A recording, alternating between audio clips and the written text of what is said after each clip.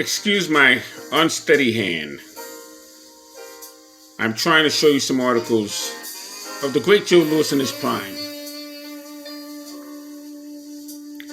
I'm Scrapbook Boxing, Museum of the Forgotten Fisticuffs series. I'm taking you on a tour of some of the articles that was presented.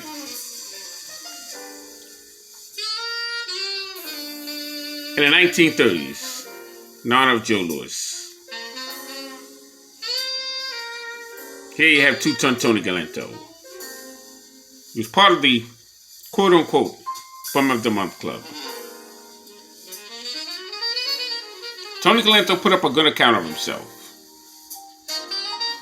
Into 4 rounds. As he would drop the Brown Bomber in the 3rd round.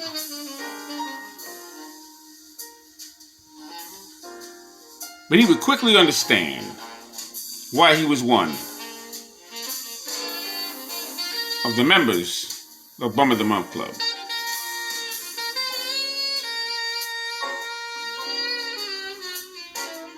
But between you and I, Tony Galento was no bum. Although he was quite often, quote, that Joe Louis was a bum. I'd more to the bum. Tony Galento had faced Paul Cavalier for the New Jersey Heavyweight Championship crown. He would come up short.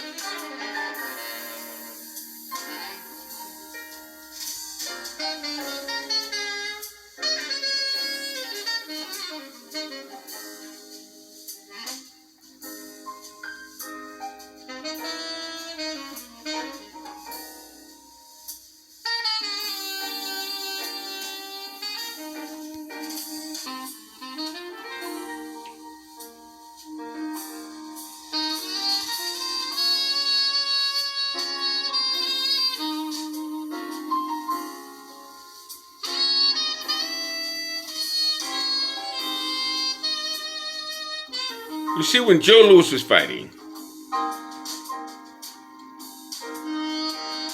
boxing was on a different plateau. Here you have Joe Louis, Fighter of the Year from 1936, Armstrong 37, Louis 38, and Louis again in 39. Now he had some great fighters between 28 and 39. They would receive the Merit Award. Gene Tunney in 28, Tommy Loughlin in 29, Max Schmeling in 30, Tommy Loughlin in 31, Jack Sharkey 32.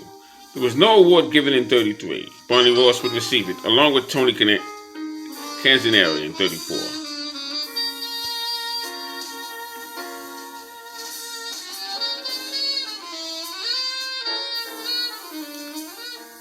And when you went to a fight in those days, man, it was like going to a dinner. You would wear your fedora hat, the feather on the side, the silk band around that hat, wingtip shoes, as they say, it would be shinier than a baby's backside. Oh, what days they were. Boxing was boxing. But as we carry on, we continue to watch some of the articles that was dedicated to Joe Louis.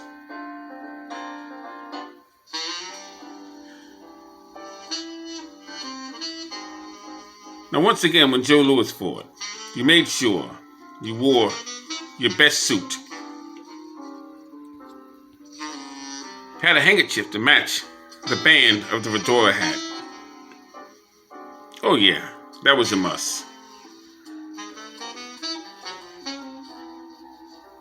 You took what they call was a Sunday bath.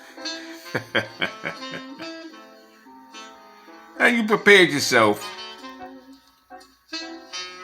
for the night of the week. because everyone else in the neighborhood was doing the same.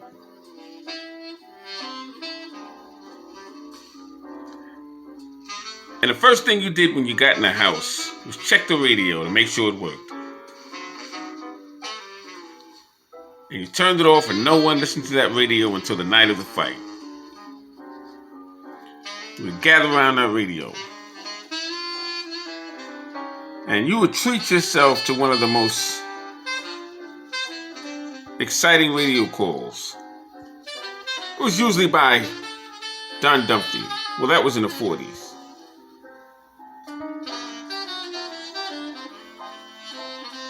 But before that, it would be Ted Houston. And he would give you a blow-by-blow of what was happening at that time. Those who gathered around the radio would cringe every time a blow would be thrown.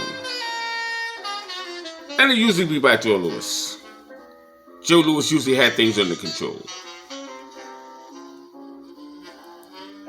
But when it got into a sticky situation,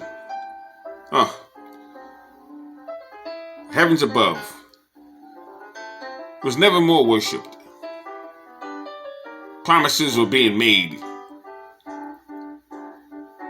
that they would attend church if Joe Louis had been gotten out of that situation. And of course, once Joe Louis was out of the situation, those promises were not quite kept. Well, boxing was boxing. And the times were the times. Joe Louis was always the center of attention. He was the topic of discussion. Amazing.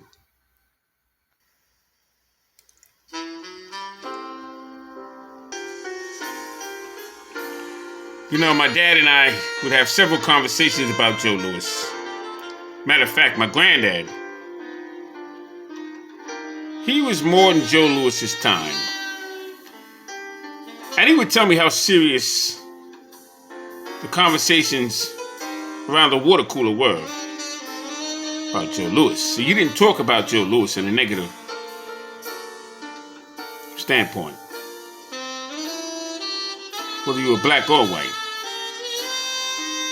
You see, Joe Louis represented more than just boxing to the community. Represented hope. You have to understand, looking into the minds of Joe Louis's time, here you had a black fighter, let alone black fighter, black man, who would be talked about in a positive light. That didn't happen very often. And when you went to work the following day, in fact, you couldn't wait to get up and go to work when Joe Louis won a fight the night before, because you wanted to hear something positive. You wanted to hear someone who looked like you spoken in a positive light. And maybe, just maybe, that conversation would go towards your way. But not quite. Didn't happen.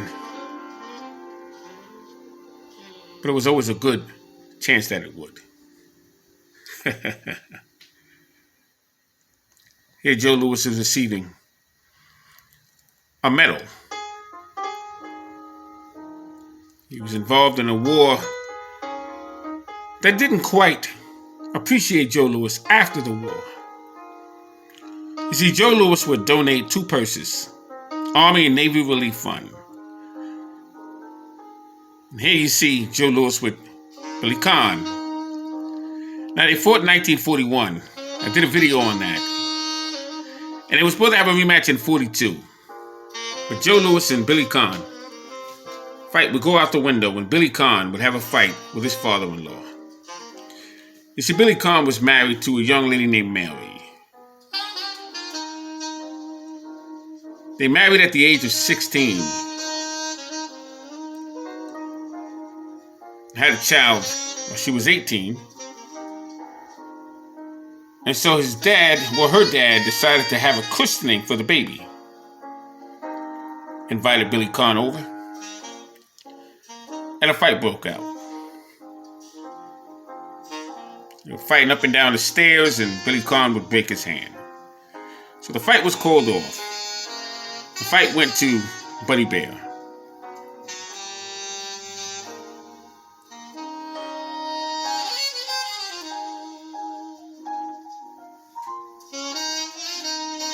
And Joe Louis donated his entire purse. Bear did not. Louis did.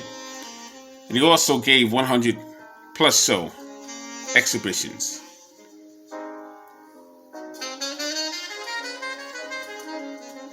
But Joe Louis was responsible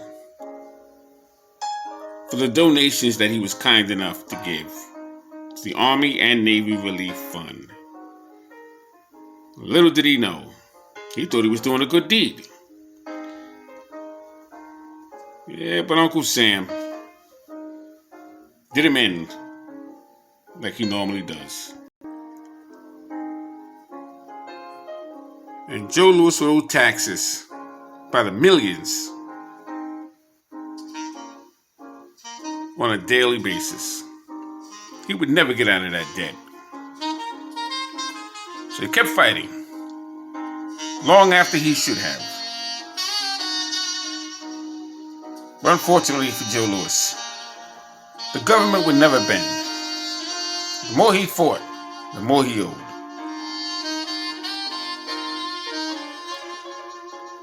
You see, the government could have stepped in if they wanted to. But think of the time that Joe Louis came. He was a black man. His only purpose during that time was for entertainment reasons. But his legacy will live on generations to come. Joe Louis was a phenomenal fighter, and that you can never take away from him. I'm Scrapbook Boxing, the Museum of the Forgotten Fisticuffs series. Thanks for listening. All great fights and all great fighters would never be forgotten on my channel. What conversations I had with my dad and granddad. Oh man. Peace.